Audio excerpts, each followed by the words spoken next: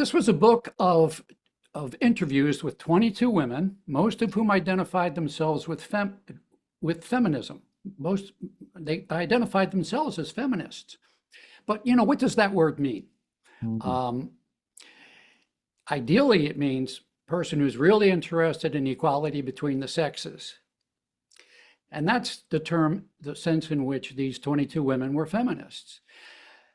But the definition of feminism, or at least the reality of feminism as practiced, as an ideology, maybe I should say, has changed. And it's not so much about equality between the sexes, because it's not very much about how men can get more than we have in domains from which we have been, for sexist reasons, largely excluded.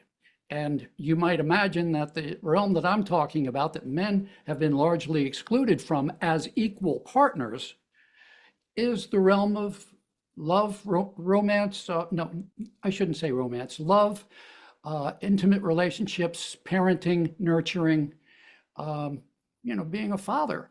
Yeah. And this is back in the 90s that we're talking about. So it's before. Yes, this was in 1994. And so my book was a book of interviews with 22 women who talked about not just the disadvantages that women have as women, but the advantages that women have as women, and not just the advantages men have as men, but the disadvantages men have as men. Sort of the missing half. And Right. it's really the missing half that Betty Friedan had in mind in 1963 when she wrote The Feminine Mystique. When I went back to read that book, I was expecting the bad kind of feminism. Right. No, she was the good kind of feminist. She was very understanding and sympathetic to men. And later on in 1980, she wrote in Red Book, "The dialogue has gone on too long in terms of women alone. Let men join women at the center of the second stage."